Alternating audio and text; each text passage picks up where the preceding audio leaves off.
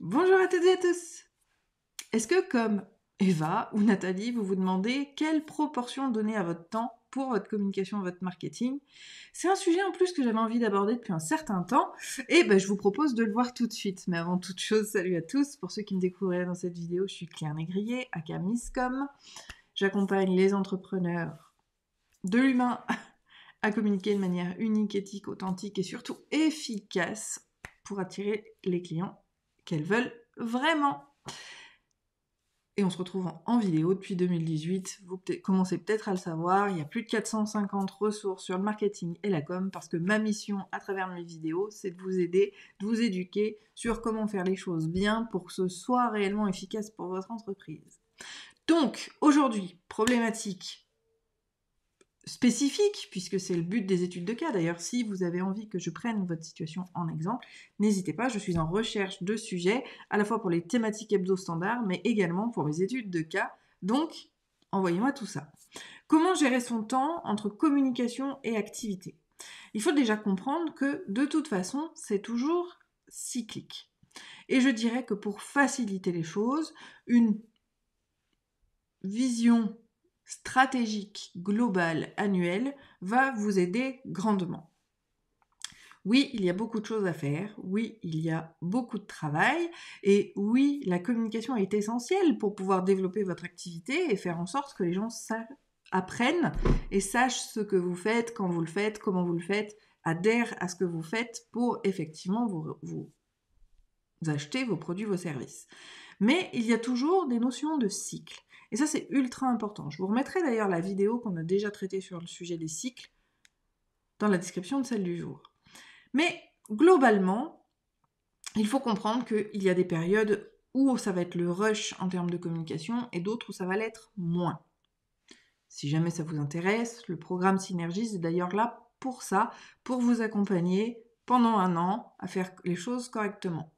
Mais pour répondre quand même à la question, ce qui est essentiel, il faut absolument comprendre cette notion de cycle, parce qu'il y a des périodes où vous serez, donc, on va l'appeler ça en lancement, que ce soit un lancement d'entreprise, un lancement de produit, un lancement de service, un lancement d'événement, un lancement de communication, c'est-à-dire de nouveaux supports de com, on va les gérer comme des lancements. Et ces lancements-là demandent forcément un travail en amont un petit peu plus important pour vous amener effectivement à plus d'efficacité. Donc, il faut déjà, je pense, repérer ces moments-là, ces moments charnières où vous savez que vous avez placé, alors on va rentrer dans le dur et je parlerai donc de lancement de produits ou de services, vous savez qu'à telle date, par exemple moi en février j'ai Synergies, donc je vais effectivement booster toute ma communication sur le sujet de Synergies. Par contre, et justement, on viendra, j'apporterai cette nuance mercredi, on va pas parler de promotion commerciale. C'est tout là l'art d'amener les sujets et de créer du lien avec les gens. Mais ça, on le verra justement mercredi. Aujourd'hui, pour répondre à la question vis-à-vis du temps, donc cette notion de calendrier va être essentielle parce que vous allez pouvoir préparer pendant une journée tout le programme du lancement pour répondre ou pour lancer de manière optimale votre produit ou votre service, ou pour reprendre encore une fois l'activité de la personne qui a posé la question, elle gère des événements. Donc création d'ateliers, création de concerts, création de... Voilà. On va parler d'événementiel. Il n'empêche que tout va se passer, encore une fois, via un planning et ce que j'appelle un rétro-planning. Là encore, je vous mettrai les ressources en commentaire, en description de cette vidéo, pour que vous puissiez aller voir tout ce qu'on a déjà traité, puisqu'on l'a déjà vu. L'idée, c'est vraiment de maximiser, c'est-à-dire que vous avez un certain nombre de tâches à faire en fonction de votre lancement. Et vous allez apporter, voilà, chaque jour, vous allez en faire un petit peu pour arriver, in fine, à faire le lancement, la promotion et arriver le jour de l'événement où vous avez effectivement, déjà des gens qui sont prêts à acheter, puisqu'en fait, c'est la notion de pré-lancement. Il faut en fait préparer son audience, préparer les gens, attiser leur intérêt et développer l'engouement vis-à-vis de ce que vous faites tout au long d'une certaine période, donc dite de pré-lancement, pour que quand il y a lancement, on est dans l'effectif et je dirais ce sera là du plus, mais les choses seront officielles.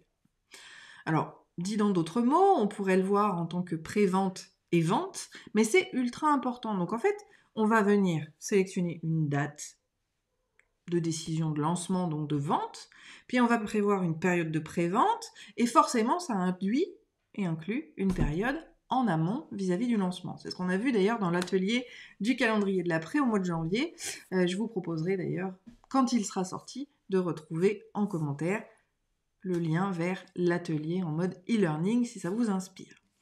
Mais donc brièvement, on reprend effectivement à rebours ces éléments-là. Et donc il y a effectivement des périodes où ce sera un petit peu plus le rush, et d'autres où en fait la communication, elle sert à entretenir, à nourrir le lien avec autrui, à développer sa crédibilité, sa notoriété.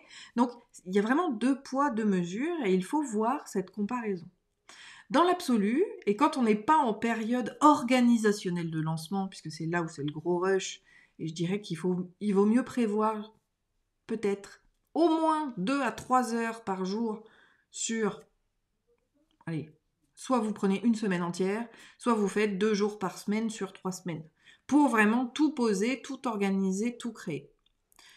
Mais ça demande du temps. L'avantage, moi justement, dans le cours sur les lancements qui va sortir, vous aurez justement chaque étape. Et l'idée, c'est d'en faire un tout petit peu. On s'y prend plus tôt, mais pour que ça ne prenne qu'1 à 2 heures par jour, pour que tout le restant de l'activité soit focus sur votre activité et pas sur de l'organisation, de la communication ou du marketing. Donc ça, c'est vraiment les périodes où on a des gros rushs. Après, dans l'absolu, et par rapport à la notion donc de nourrir, de création de liens que j'ai pu citer et qu'on a pu voir jusqu'à maintenant, ça va être important de réserver, alors les statistiques le disent, moi-même je le fais, je ne suis plus un cordonnier sur ce sujet, parce que je me chronomètre et j'adore la méthode Pomodoro pour pouvoir faire les choses, je me mets 2 fois 45 minutes dans la journée. Et quand j'y arrive pas, en fait, je mets 4 fois 25 minutes. Parce que ça permet d'être ultra efficace, de faire des choses très courtes, très brèves, vis-à-vis de ça. Par exemple, ces lives font partie de mes 2 fois 45 minutes par jour. Parce que je sais très bien que là, ça rentre vraiment dans ma communication, ça rentre dans la diffusion, ça rentre dans le lien, dans la connexion avec vous. Et ça me nourrit moi déjà, faut quand même le savoir, et puis ça nourrit ma présence. Comme je le dis tout le temps, et c'est vraiment mon mot de l'année, et même depuis l'année dernière, le terme c'est synergie. Il faut arrêter de faire des actions complètement isolées les unes des autres dans le but et dans l'espoir d'être vu et de comprendre les choses, mais bien de faire les choses dans un ensemble pour qu'elles aillent en avant vers un même objectif. C'est le principe de la stratégie. On choisit un objectif, on sélectionne le message, on identifie bien évidemment la cible, mais c'est d'ailleurs plutôt l'inverse, objectif, cible, message, et on va sélectionner les supports. Mais il n'y en a jamais un seul en fait de support, il y en a toujours plusieurs qui viennent se compléter, se nourrir les uns avec les autres. Et donc en fait, on est dans une espèce de flow, d'accord, dans lequel on va aller créer, un jour on va créer le message, un jour on va créer le support, après on a le planning de diffusion qui permet justement d'y aller, et c'est ce qu'on voit dans Synergies. C'est ce qu'on va venir apporter, c'est ce qu'on va venir amener comme fluidité par rapport à votre communication. Parce que finalement, en y donnant, comme je le disais, 2 fois 45 minutes par jour, après vous pouvez le mettre sous différents formats, ça peut être des sessions, alors je l'ai essayé, c'est un peu plus inconfortable, mais moi j'ai même essayé de faire du 12 minutes. Me focus sur 12 minutes en méthode Pomodoro uniquement sur telle chose. À vous de trouver votre rythme, à vous de trouver ce qui vous convient pour pouvoir attribuer, voilà. Dans l'absolu, ce qui sera génial, ce sera 2 fois 45 minutes par jour à votre communication. Et quand on y réfléchit, finalement, 2 fois 45 minutes, c'est pas énorme dans une journée qui va peut-être être de 7 heures pour la plupart des gens. Donc finalement, on vient poser des moments, comme pour une pause au niveau de son travail, qui va vous permettre de venir travailler sur votre communication sur ces 2 fois 45 minutes par jour. Et là, je vous assure que vous serez au top. Parce que une fois que le gros est fait, une fois qu'on a défriché tout le gros du travail, qu'on a tout son planning, qu'on sait exactement ce qu'on doit faire à quel moment, la notion donc d'organisation. Ça doit rentrer dans sa routine, dans son quotidien, pour pouvoir gérer effectivement les actions. Donc moi, j'ai envie de vous poser la question à vous, Nathalie et Eva, qui avez posé le sujet du jour, c'est est-ce que justement, vous en feriez pas trop ? Est-ce que vous ne pourriez pas essayer de trouver un moyen de rendre vos actions plus efficaces pour éviter de vous perdre justement et de perdre ce temps-là ?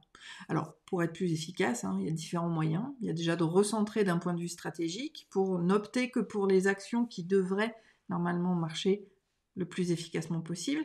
Il y a celui éventuellement de déléguer les choses à une équipe ou à des prestataires pour vous permettre justement de gagner ce temps-là, même si j'entends que la notion financière peut être un frein. Je vous rappelle qu'on est des chefs d'entreprise et que finalement, si je paye une personne 20 € de l'heure pour gérer mon secrétariat, ce qui me dégage 2 heures par jour, où moi je vends de la consulte à 70 € de l'heure, vous voyez que je vais dépenser 20 € par jour alors que je vais en gagner 140.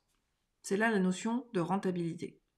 Donc à vous de voir justement qu'est-ce qu'il est possible de faire pour vous par rapport à ça. Mais pour répondre à la question, toujours essayez d'allouer au moins 2 fois 45 minutes par jour, organisez comme vous voulez, quand vous le voulez et quand vous le pouvez, quand vous sentez que vous êtes le plus productive pour gérer les choses.